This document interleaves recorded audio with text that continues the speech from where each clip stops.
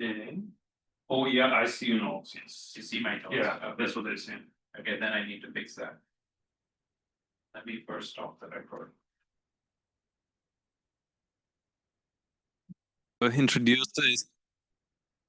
Today I'm happy to introduce Siddharth Muthukrishnan.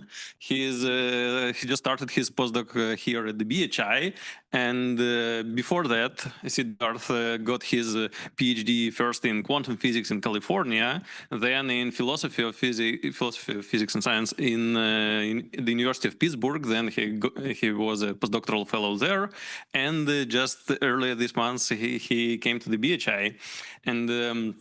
Today, Siddharth will talk about unpacking black hole complementarity. And I should remind everyone, so you got the email to sign up for meeting with Siddharth today and for joining us for dinner tonight as well. So feel free to add your name to the Google Sheet. And with that, Siddharth, the floor is yours. Secure the mic. Just for a second.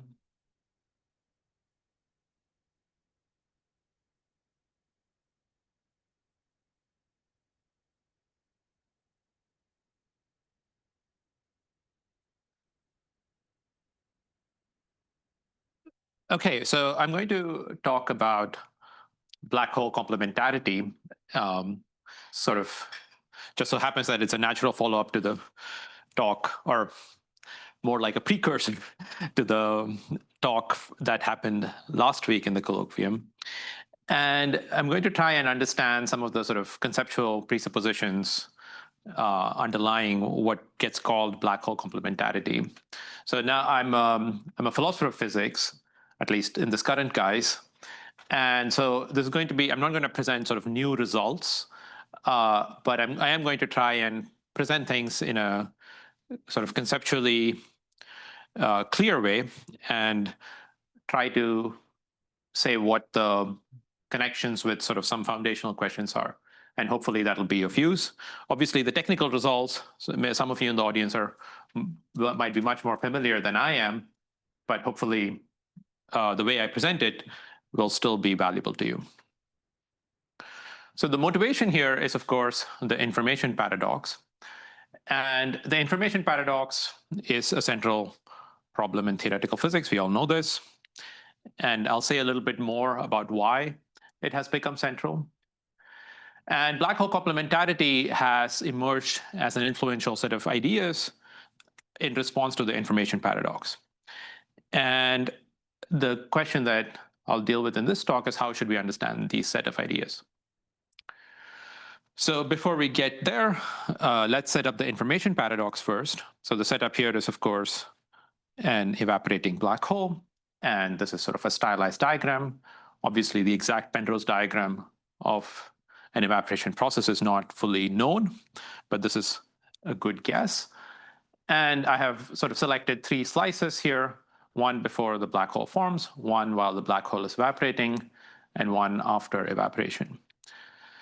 A standard way in which the black hole information paradox often gets set up is by making the point that look at what happens when you go from a slice during evaporation and after evaporation. And then you're invited to think about the information that's behind the horizon. And then you notice that that sort of information becomes unavailable in the space-time afterwards. And then people make the point that that transition has to be a pure to mixed transition. And so therefore, we have a violation of unitarity. This way of setting up the paradox isn't very persuasive as something that's particularly paradoxical, because globally, the space-time is not globally hyperbolic. And we only usually expect unitarity to hold in globally hyperbolic spacetimes. So the motivation for expecting unitarity is reduced. Another way to put this point is that notice that there is a singularity in between these slices, and singularities are commonly thought of as placeholders for future physics that we will understand when we have a better theory of quantum gravity. And we all know that we don't have a good theory of quantum gravity, so there doesn't seem to be any extra puzzle other than just the puzzle that we don't have a good theory of quantum gravity. But there's another way of putting the paradox, which one can call the page time paradox. And this way of putting the paradox is much more compelling, and it also helps us explain why this problem has become so central to modern theoretical physics. So this way of putting the paradox involves a contradiction between three statements. The first statement is that black hole evaporation is unitary. So this is simply the assumption of quantum mechanics. The second statement is that the black hole is a statistical mechanical object. And in particular, what we want from that statement is that the von Neumann entropy of the black hole, which is its fine-grained entropy, is bounded above by its microcanonical entropy, that is its Bekenstein-Hawking entropy. And the third is that Hawking radiation is perfectly thermal throughout evaporation. So I'm not going to sort of individually motivate these premises because that would be a separate talk all by itself. But suffice it to say that contemporary theoretical physicists have taken that there is sufficient evidence, at least from a sort of calculational perspective. Of course, the empirical information here is less than satisfactory. And these are three very plausible premises. And the point to note about, okay, first let me set up the paradox and then I'll make one comment about this. So the idea here, in order to get the paradox, is to look at this plot here. So on the vertical axis, we have black hole entropy, and on the horizontal axis, we have time.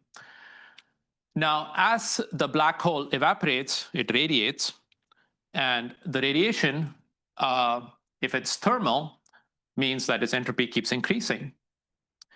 And if the entropy of the radiation is a certain quantity, then the entropy of the black hole has to be the same quantity as long as the evaporation is pure, because if you have pure states and you partition them, then the entropy of the entanglement entropy of one partition is equal to the entanglement entropy of the other partition. And so if evaporation is unitary and Hawking radiation is always thermal, we'll expect the curve to be monotonically increasing. However, as the black hole evaporates, its area decreases. So we expect its Bekenstein-Hawking entropy to keep decreasing. And if the black hole evaporation is unitary and statistical mechanical, then it has to be the case that the von Neumann entropy is always bounded above by the Bekenstein-Hawking entropy. And at some point, this has to start decreasing.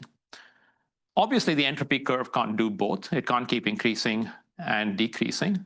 And so we have a contradiction, and so we have a paradox. Page calculated that on plausible assumptions, the entropy curve should pretty much monotonically increase until about the halfway point, and then start decreasing past that. So notice in stating this paradox that I did not mention anything about the singularity. So this isn't something that has to do with physics. On the face of it, this doesn't have to do with physics that we don't yet understand. Nobody thinks that there's anything sort of weird going on halfway through the evaporation of a black hole.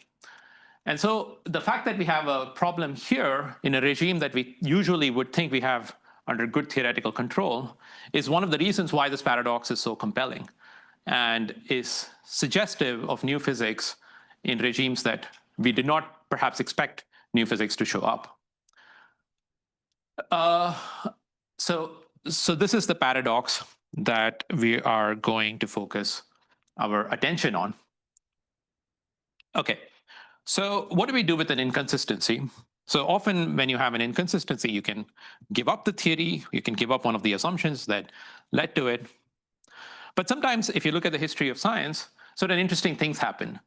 Science often goes on even when faced with explicit inconsistencies. Some good examples here are the old quantum theory. So this is the sort of Bohr's theory of atom that had these orbitals and electrons jumping between levels. That theory was completely inconsistent with classical electromagnetism and classical mechanics because it said accelerating charges weren't radiating, and it allowed particles to move in discontinuous trajectories, neither of which are allowed by classical physics. However, people for a long time, until everybody sorted the details out, continued to use that theory and make really good predictions with it. Another good example is the early calculus. So this is before Cauchy and cleaned up a lot of the sort of details. You had things where you had quantities that were set to 0 at the end of a calculation, but during a calculation, it was treated as non-zero. Obviously, a quantity can't be both 0 and non-zero at the same time. So there were inconsistencies, but obviously they were extremely useful. And at least some people take even quantum mechanics to have certain inconsistencies having to do with the measurement problem.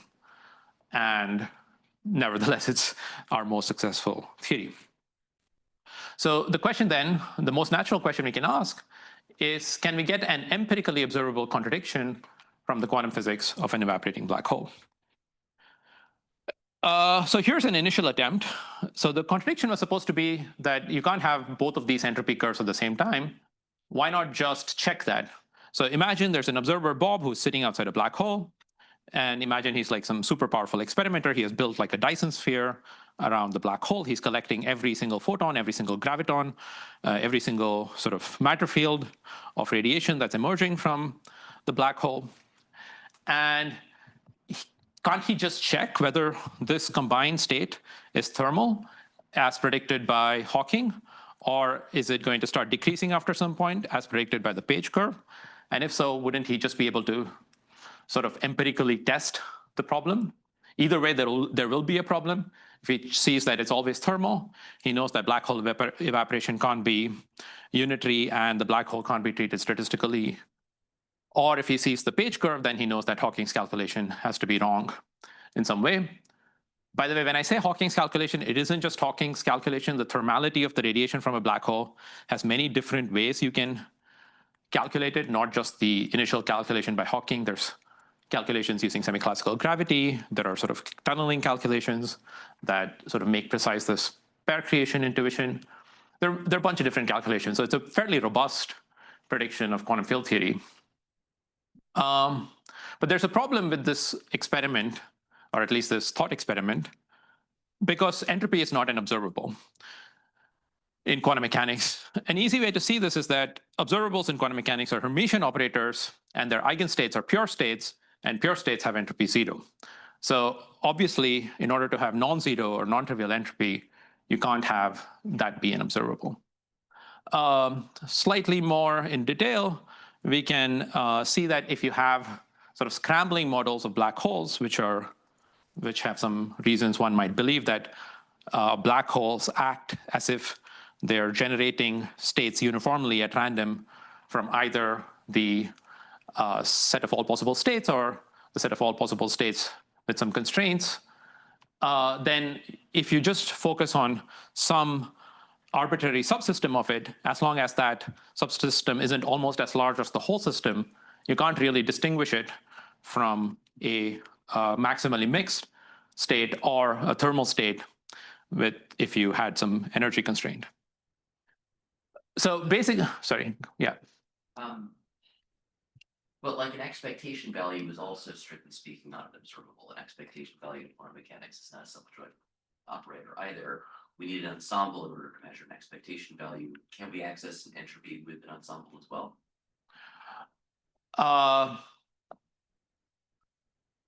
So what do you have in mind? Do you have some?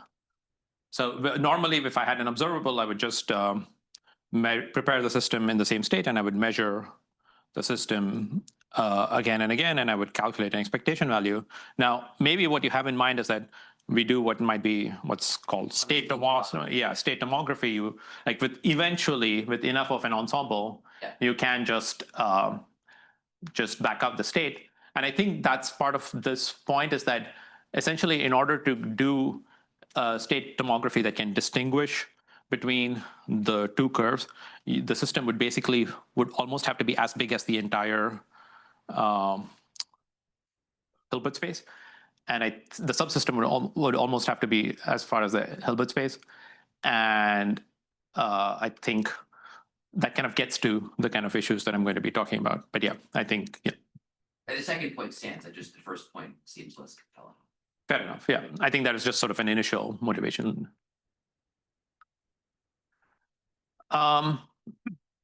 Okay. So this question about whether we can do an experiment that can sort of make this paradox empirically salient, and this suggestion that perhaps empirically we can't do it, I'm going to sort of state as a principle, which I think finds its representation in the literature in many different points and different sort of articulations. But I'll put it this way: no experiment attempting to create the observation of a direct contradiction of the rules of quantum mechanics by a single observer near or in black holes will succeed. Now, a couple of points. The mention of observers is what is making this principle operational in my sense of the word. So I think it's useful to distinguish between some different ways in which the word operational is used in the literature. So in information theory, people talk about operationalizing quantities. And often what they mean there is that one specifies a task, like, for example, compression, and one says that there is a quantity, for example, the Shannon entropy, which quantifies the efficiency of that task. So that would be to give an operational meaning to that quantity. Notice that that's different from what I'm talking about here. Here, one has what observers can or cannot do. And there's a separate notion of operational having to do with what the physicist and philosopher Percy Bridgman introduced in the early part of the 20th century, which has to do with the ways in which you actually measure a physical quantity and whether what that quantity means just is the ways in which you can measure it. So for Bridgman, a length just is the ways in which you can measure length. That sounds kind of circular, and I think it kind of is actually, but that's a view one could have. Okay, so what do we mean by observers? Obviously, we don't mean a human. You know, as much as you would like, you can't just shove your colleague into a black hole and ask them to do an experiment. And so obviously what we mean is some kind of device that can collect, manage, and process quantum data. And it has to be quantum data because we're dealing with the quantum physics of black holes. And but there is going to be one important constraint on what we mean by observers here, which is that we're going to ask that our observers can't measure or intervene or collect information having to do with Planck scale physics. Now, this restriction might seem kind of arbitrary. By the way, when I'm introducing these restrictions, I'm not these are not idiosyncratic things that I'm doing just because I like it. I'm trying to kind of rationally reconstruct the kinds of moves that are made in this literature. And often people restrict observers from being able to access Planck scale physics. And one thing I'm trying to do is try to give a justification for that. And the justification I would like to offer is that it just becomes a lot clearer when you do this. So here's an analogy. So if you take the second law of thermodynamics, which is the statement that, or one statement of the second law of thermodynamics is that you can't build perpetual motion machines of the second kind, that is, perpetual motion machines that conserve energy.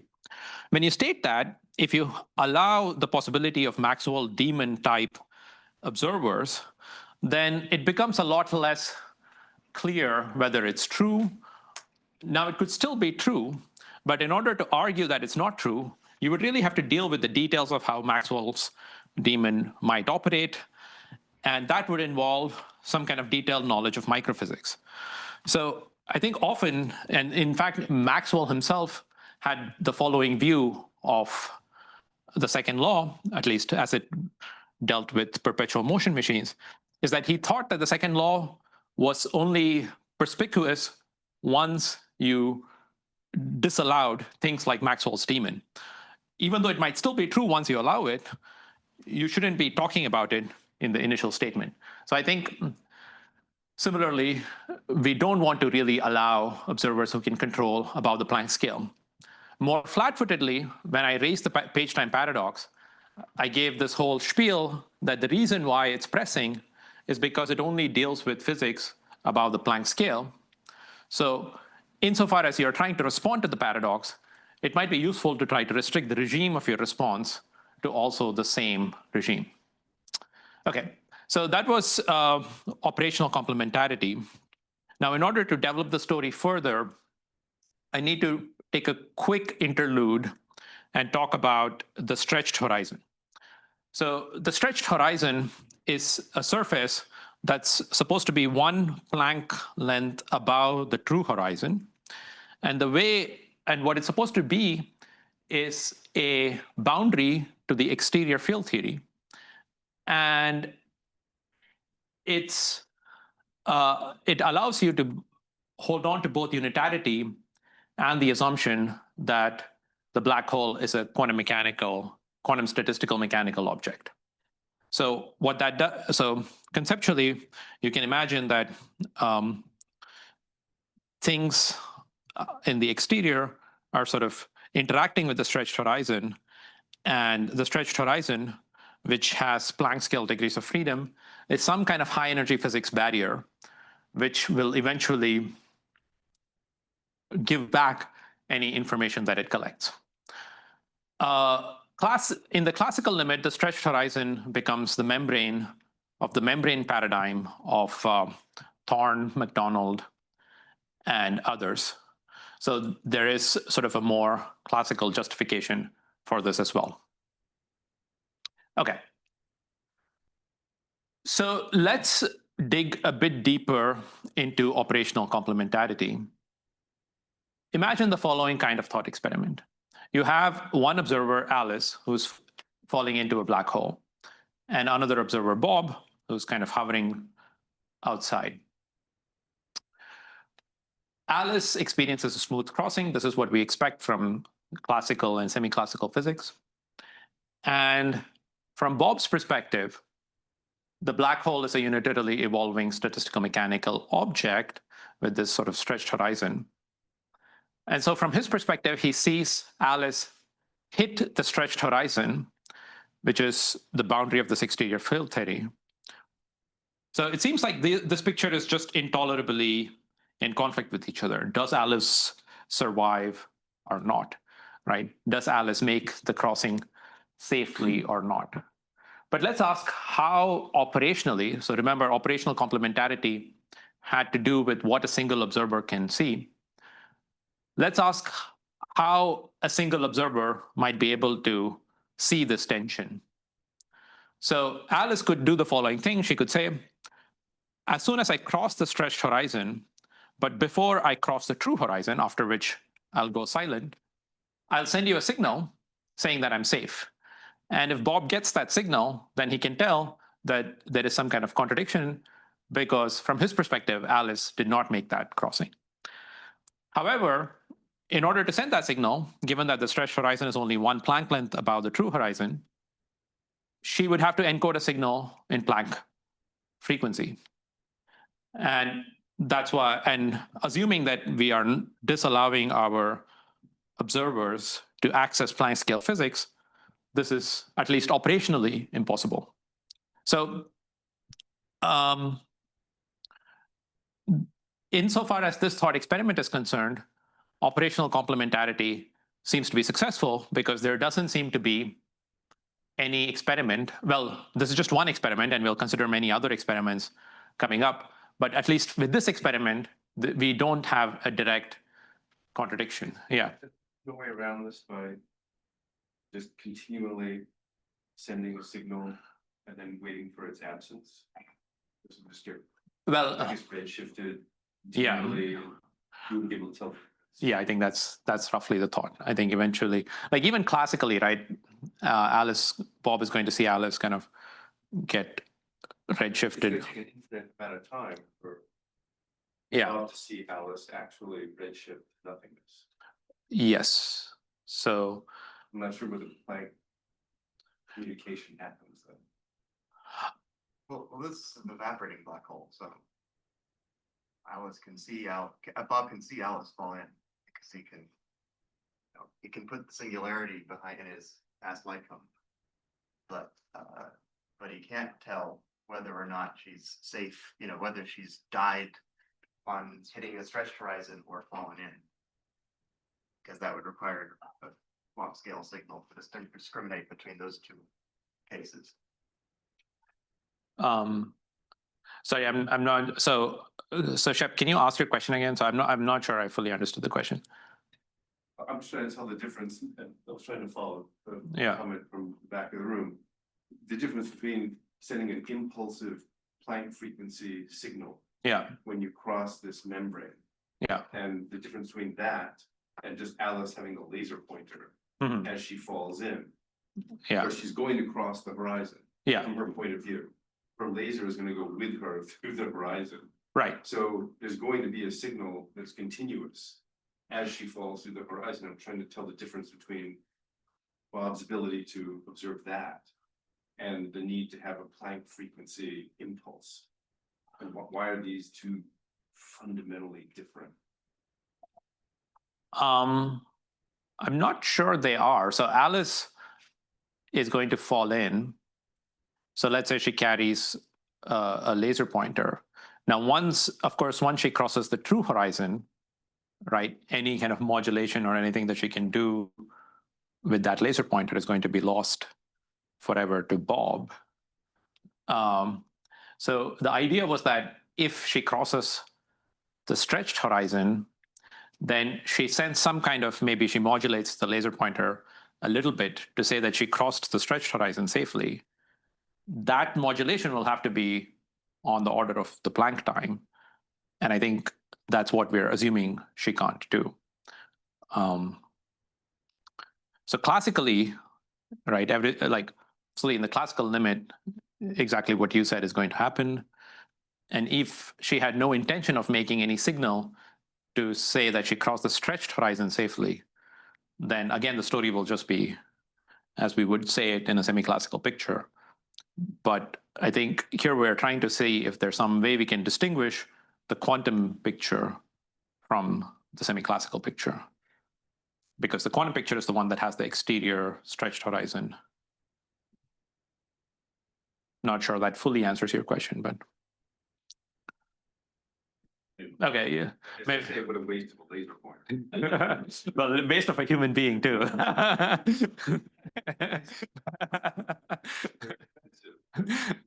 Grad students. Okay, so that's a kind of an operational story. And many people are somewhat uncomfortable with this operational story. And I think one reason to be uncomfortable with it is that many people reject instrumentalism when it comes to the nature of scientific theories. So instrumentalism is the view that scientific theories are merely instruments for the prediction for humans.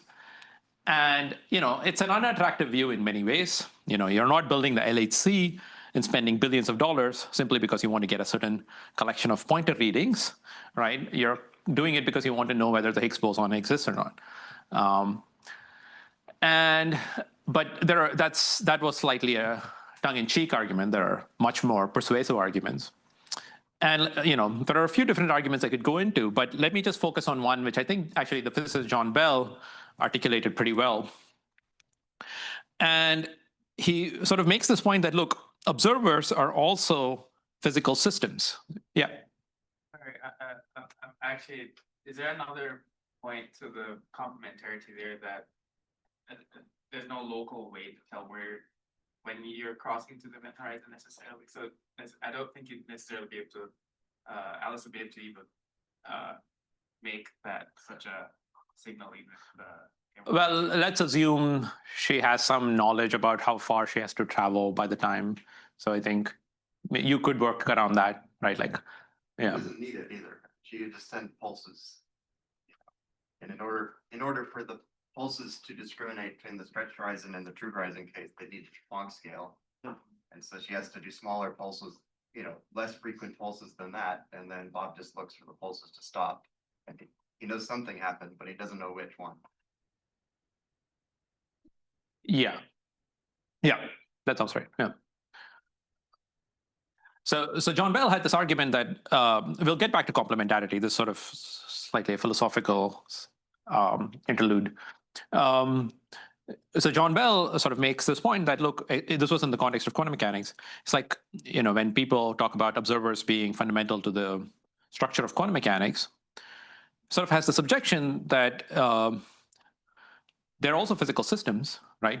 He sort of makes this joke like, did we have to wait for the first PhD to show up before a wave function collapsed or something? Or maybe an amoeba could do it, right? So I think the idea there is that presumably, if you put observers as primitives in your theory, you have an explanatory burden. You have to tell a story as to why you need to do that and why you can't just do away with the talk of observers and just talk about the underlying physics, because observers are also physical systems. So I'm going to try and ask, is there a principle of complementarity that instead of talking about observers, only constrains descriptions or representations of the way the world is? Yeah. I have a question that's gonna sound pedantic, but actually I think it's substantive. Okay. So Susskind introduced this term complementarity for this idea that different observers would see different things, but that there would be no contradiction. I think this choice of terminology was a mistake. Oh, yeah. I agree with you. Yeah, because complementarity is the old Borean idea of complementarity has to do with observables, with features of quantum systems, not with observers. I think what Susskind meant was either relationalism or perspectivalism. And the reason I think this is more than just a pedantic question is there's a difference between an instrumentalist theory on one hand and a theory that is relationalist or perspectival on the other hand. And I think that there's a middle ground between saying, and to be clear, I'm not endorsing relationalism or that's fine. perspectivalism. I have my own problems with it, but it is a distinct metaphysical thesis from instrumentalism. Yeah. So and it doesn't mean that there's no physical representation of the world, just that the world is going to be relational or perspectival. I agree with you. I think let me add a couple of qualifications. So I'm not saying that the only way you can be operationalist in the sense that I have said is by being instrumentalism. It's just that if you're instrumentalist, then it's a fairly natural thought to have.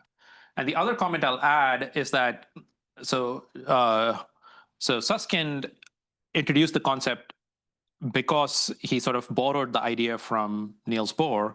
But I think the connection between Niels Bohr's complementarity and complementarity in this sense is actually quite distant. Yeah. And I don't think they're really, I think it was more like sort of a vibe matching more than sort of a really deep conceptual connection. But I think there's room for further conversation there. But yeah, I think so. So by complementarity, I mean this for now. And I think this is largely accurate representation of the way the literature, the contemporary literature is dealing with it.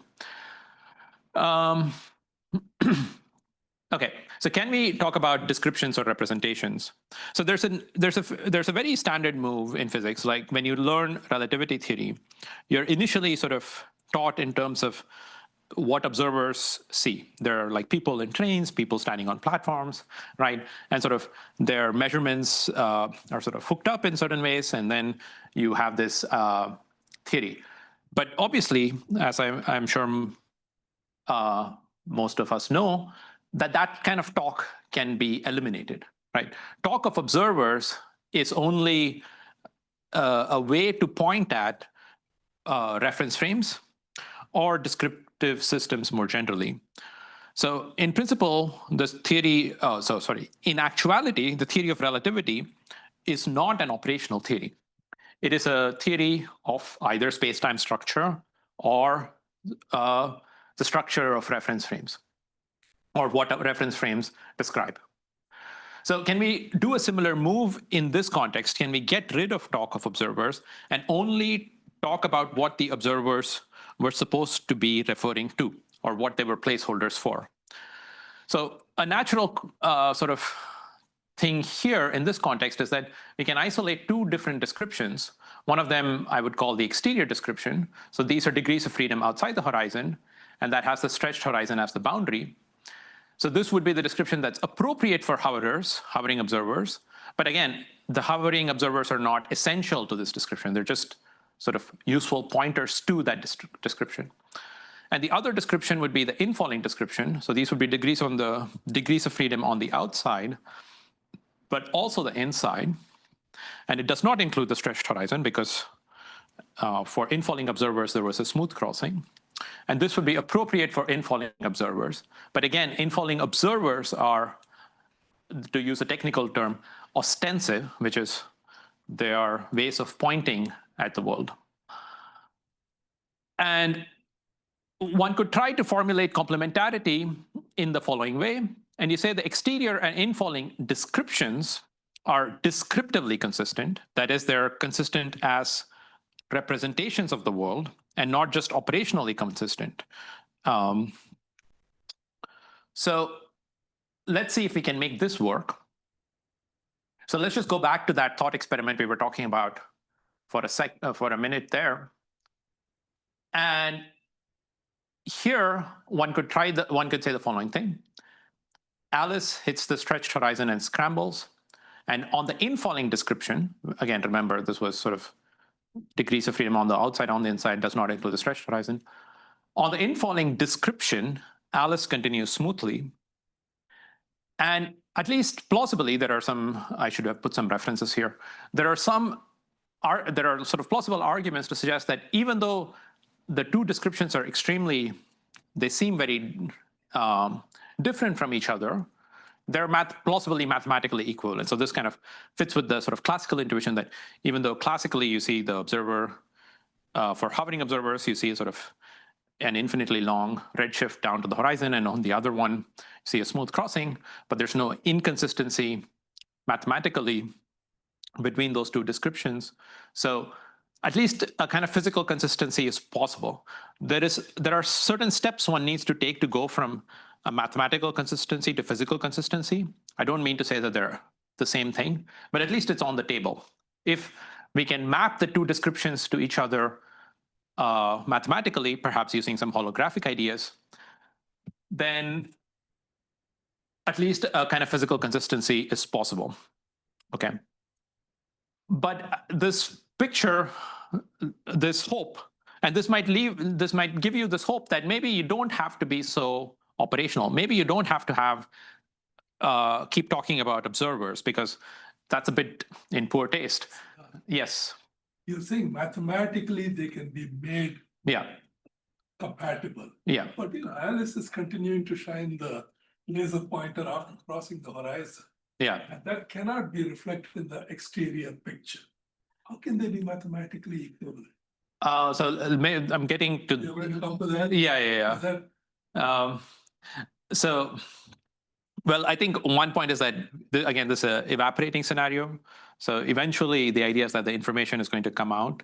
So yeah, but at least even before you get to the radiation part, the idea is that the Alice continuing to shine her laser pointer is somehow reflected in the very fine structure of the Planck scale physics of the stretched horizon.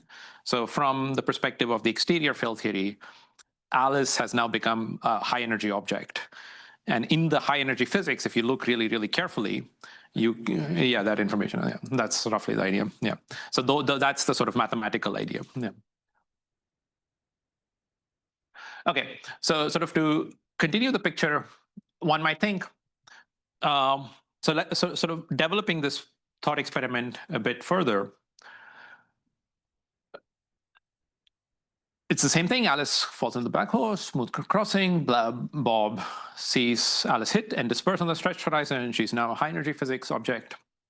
But since this is an evaporating situation, eventually, quote, Alice emerges in the radiation after the page time. By quote Alice, I mean the information contained in the degrees of freedom constituting Alice. By the way, I should sort of briefly mention that this notion of information here is simply one of being able to reconstruct past states. So when we're talking about in the information paradox, we simply mean a dynamics is information preserving just if future states allow for the reconstruction of past states. And so when we talk about systems containing information, what we mean is that if you take that system and combine it with other systems, you can eventually reconstruct past states from the state of that system. So there's no sort of, we don't have to, there's no deep philosophical notion of information. It's simply this retrodictability notion. Okay, so now descriptively, again, you have to sort of unhook yourself from an operational way of thinking.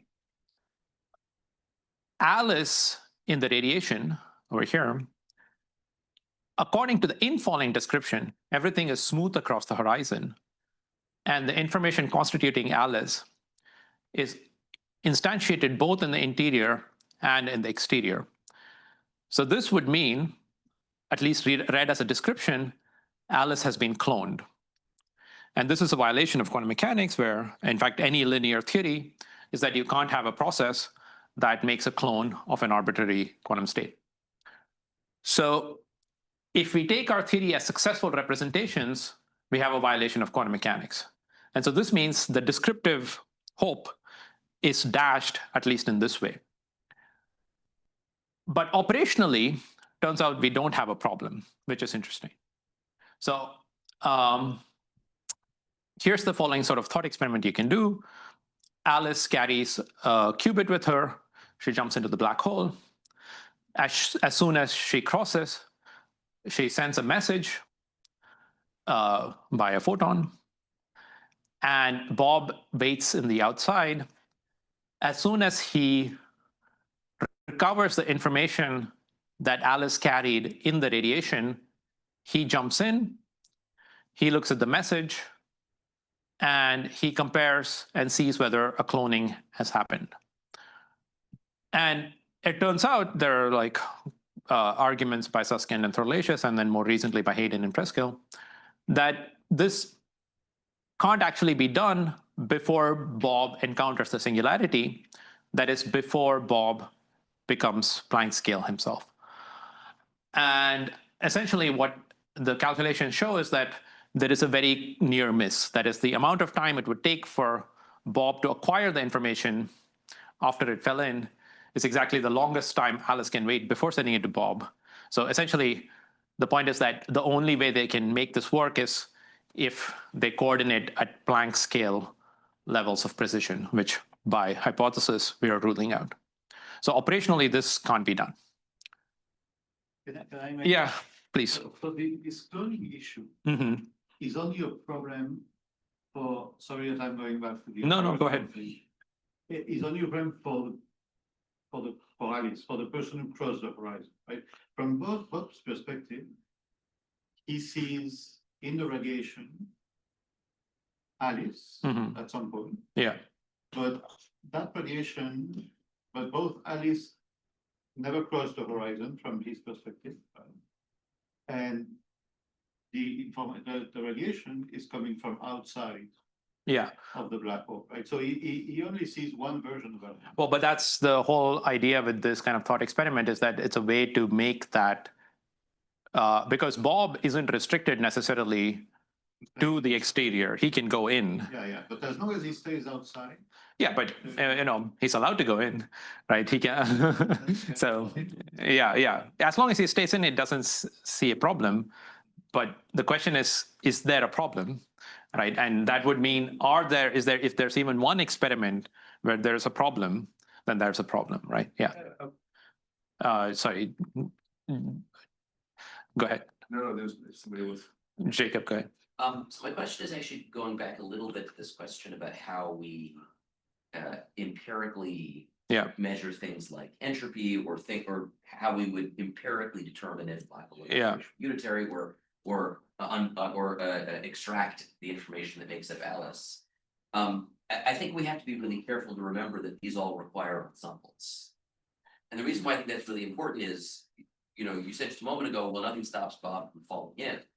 But of course, if Bob falls in, he can't possibly ever construct an ensemble, right? Like, the only way Bob could ever do these experiments is if we imagine Bob has set up 10 million identically prepared black holes. In each member of the ensemble, a being identically prepared to Alice falls in. And Bob collects information from all 10 million of these things and subjects them to an analysis, extracts information about Alice. Well, If Bob ever jumps in to any of the black holes, he cannot possibly, even in principle, analyze the ensemble. in this case, I don't. Well, so Alice could carry. I mean, there are sort of more sophisticated tests you could do to check if two things are the same. But also, like Alice could just carry a whole bunch of states with her and send all of them to Bob, and then Bob could just quickly do a tomography. Yeah. So, Or they could create this particular, but I do think it's worth noting that it's not an innocent thing to say, well, he can just jump in at any point and things are fine. I think one has to be really careful to remember that none of this stuff is observable unless Bob can study an actual ensemble. I mean, it's an insane prospect to do this experiment. But, yeah, but I guess my point is I agree that for many experiments you would have to worry about those ensemble issues, but I think this particular one, yeah. one could do it with just one black hole. Yeah, which again, as long as there's even one for which you have an issue, right? Yeah. I don't want to derail things, but I'm gonna ask a question. Yeah. And so we kind of agree that Alice falls in and Bob sees her frozen at that event horizon. She gets redshifted, Yeah. redshifted, but she's clearly at Classically, yeah. of this black hole. Yeah. And then what you're saying is, well, she crosses over and then at some point she's evaporated out. Yeah. But That's let's right. say that happens a long time later, then the black hole has shrunk considerably. Yeah, that's right. So the observed event horizon is now very much smaller. It's smaller. I don't know by very much, but yes, it is smaller. Kind of get, let's say half the mass is gone. Yeah. So where is the image of Alice as she's frozen? Is she still frozen due to Bob's perception, but just at a very, very different horizon? And when do we know that her photons have emerged? Like when does her information get evaporated? I thought. So so if you buy the page curve, then after halfway through, so right, like until halfway through, it's going to just look thermal. And then if the page curve is right, then after halfway through is when the information starts coming out. So now what that's going to look like classically, right? Like at the classical limit, what Alice's image is going to look like. I assume it's going to largely look very similar because Alice's image is a very coarse-grained object when you compare it to Planck scale physics. And that's going to remain relatively constant until, I imagine, until you get to the end of the evaporation. And at that, yeah. I'm just guessing, I'm not sure. But if you believe that this is an evaporating black hole and that the information is coming out, that is, if you think the evaporation is unitary, then eventually all the information about her will have to come out in the radiation and her image has to vanish. Is there a time when her image is still there, but her information is evaporated out? So I guess that's part of what I'm trying to suggest is that maybe, so I'm not sure, this is a guess, but I'm guessing that past the page time, at some point here, by the way, the page time is like roughly halfway through the evaporation, so it's super long, right? Like, 10 to the 60 years or whatever, right? For solar mass black holes. So you still have to wait a long time for the information to come out. Now, one exception is if you're putting the information in after the page time. So if sort of Alice jumps in after the page time, then the Hayden and Preskill result tells you that the information comes back out very quickly. So they call sort of old black holes information mirrors. That is, the information that you throw in gets shot back at you like in order m log m, which I think is like 10 to the minus 4 seconds or something for solar mass black holes. So things come out very fast. So in that case, I imagine Alice's image is no longer stuck if you believe that black hole evaporation is unitary. Yeah. I'm kind of curious about how operates within the toy model that's in Susskind paper, where I mentioned that the radiation is emitted from the black hole before Alice falls in, from the perspective of the outside observer, because that would seem to imply that the time it takes for the outside observer to get a radiation is shorter than log m. Because of this teleological effect of the black hole. So I'm not familiar with the precise one you're talking about. So There's I thought in Suskind's original paper, they estimate m cubed or something for the order. yes, but I remember that there's this toy model where they I could be remembering it wrong, but Yeah. I recall there was this toy model where they calculate the time for evaporation, but what they find is that the evaporation appears to leave before the fact that like falls into the black hole. So it's like the black hole like evaporates before things fall into it. Okay, I'm not familiar with that, or at least it's not able to recall it off the top of my head. So maybe I'll talk about it later. Okay, so just to sort of wrap things up, so there's also very quickly, there was sort of another way to raise this paradox, which is the sort of firewall paradox or AMPS paradox, which had to do with the fact that, if you believe the Page curve, then basically the late radiation had to be entangled with the early radiation in order for the entropy to decrease, because the state had to become purer and purer. However, the way Hawking radiation is generated is that the radiation that's being generated is always entangled with modes right across the horizon. And so then what you have is a violation of entanglement monogamy, because you can't have a system being highly entangled with two different subsystems. And once again, one could sort of try to make an operational problem with this. So descriptively, there is an issue, because descriptively, there are slices which violate monogamy on the infalling description.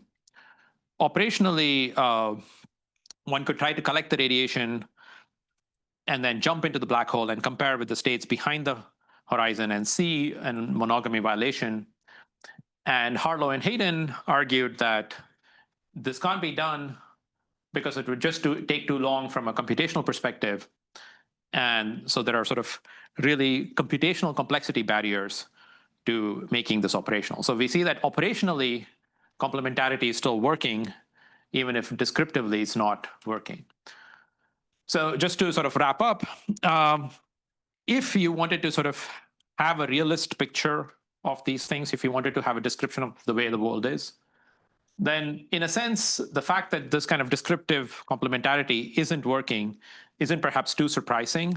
You had a real paradox, the information paradox, and you can't, no matter what you do, that inconsistency keeps popping up. You can run, but you can't hide, right? So if you want a new realist theory to explain the paradox, you'll want to explain the success of the operational principles.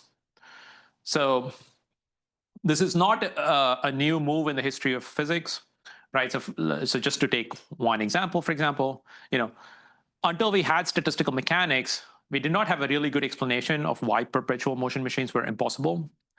The perpetual motion machine restriction was an operational restriction. It was about what kinds of instruments we could or could not build. But it took a while before we had a theory which had a realist interpretation, which could explain why perpetual motion machines were impossible. But maybe you don't want to worry about that. Maybe you're happy with operationalism. And then I think the information paradox just becomes a lot less paradoxical. So here is a account of what a paradox is. This is by the philosopher Quine. A paradox is a plausible argument to an absurd conclusion. And if you're operationalist, a conclusion is only absurd if it has any interesting operational absurdities. And so for the operationalists, they're like, I don't care about entropy curves. Tell me some experiment that I can do that will force me to face up to this contradiction. If you can't, then I'm going to be fine.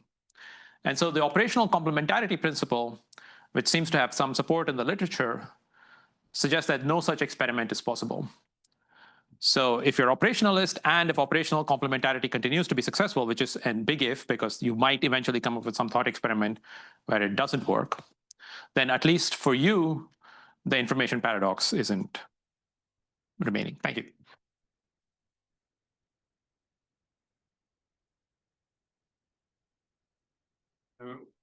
Thanks. Keeping on time, I think we have time for a few questions. Yeah, thanks for the talk. I just wanted to ask for clarification about what you were saying about the last slide, actually, this complexity story. Yeah. You were saying that there's barriers to do exponentially complex operations, but in what sense do you mean that? Because I think it should be possible to do an exponentially complex operation on the radiation, but then the story should be that what used to be a semi-classical interior from the point of view of the radiation is no longer a semi-classical interior from the point of view of the radiation. So that seems to be a bit different from this idea of complementarity, because there's still this sense in which the interior is encoded in the radiation. So I'm not sure I fully understood your question. So it's the idea that you're doing computations on the radiation, they're exponentially complex, and that's allowing you to, and somehow that's allowing you to probe the fine structure, and you're like, what's wrong with doing exponentially long calculations? Well, okay. Maybe I misunderstood exactly what you meant by complementarity, but I thought that the idea is that you have two observers, and their descriptions when there's complementarity going on are just inconsistent. Yeah. But this sort of resolution based on complexity of the information paradox after the page time, like at least shortly after the page time, should tell you that the experience of the observer inside the black hole is actually encoded in the radiation. So also in the experience of the observer outside, as long as they don't do exponentially complex operations. Oh, I see. Yeah. So I think that's another. So that wasn't exactly the one that I had in mind, but I think it's basically the same thing. So as long as the observers can't do exponentially complex calculations, then they can't compare. So, okay, so let me just say this, and maybe you can let me know if this answers the question. So in the particular sort of Harlow and Hayden result, if you want to distill a state that you can then compare with the interior in order to check whether there's a monogamy violation, would take exponentially long. But that calculation might take longer than the evaporation time of the whole black hole, by which time you have to start collecting and comparing Planck scale modes. And so that's fine, but like sometimes there's constructions that you can do where you do these things called time folds, where you add time at the boundary of space-time, and that helps you get rid of this issue. So you can actually perform the exponentially complex operation in polynomial time, and still somehow like have your black hole not fully evaporated. But I think what this field would say is then that when you do that, you actually destroy the interior. Okay. Yeah. Okay. So I feel like that's more evidence for the sort of operational principle, because essentially what that's suggesting is that you can't do that calculation and do the experiment to make the comparison without materially changing the actual situation. So I'm not familiar with this time-fold construction, so maybe if the details matter. Yeah, okay. But I suggest to move extended discussions for later. Today we have a question on Zoom. Priya? So Priya should be unmuted, but she also typed her question. Yeah. So I can, I wasn't sure if you would. So Siddharth, thanks for a fantastic talk. Much to think about. But it seems to me that there is no way out but to be an operationalist, right? Am I missing something? Is it? So you mean in the particular? What would I lose? Yeah. In the particular context of black hole physics? Black hole, yeah. Well, you might want a theory.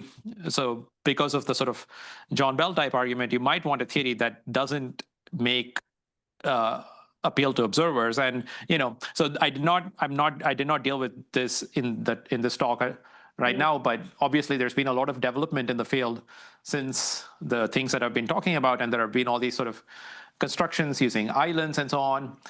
And there are sort of radical ideas in which after the page time, the interior just becomes the exterior. There's somehow a point. They somehow swap, right? I mean, it's not swapped. They're just identical, right? Yeah. Now, obviously, how that's going to work with semi-classical physics, where you believe that the interior and the exterior are clearly separated and have different Hilbert spaces, and why that happens at the page time is extremely unclear. But there are these calculations, these kinds of entanglement island constructions and so on, that at least suggest that that might be a way. Now, if that story works out, then that would be a descriptive theory, I think, because you're just saying that the radiation is somehow secretly the interior. Right. Yeah. But I'm not going to comment on that more, I think, at this point. Okay. Yeah. Thanks. Thanks, Priya. I think we don't have any questions from Zoom. We can take one last question. If not, then I'm happy to close our second colloquium seminar of this semester. And thanks, Siddharth.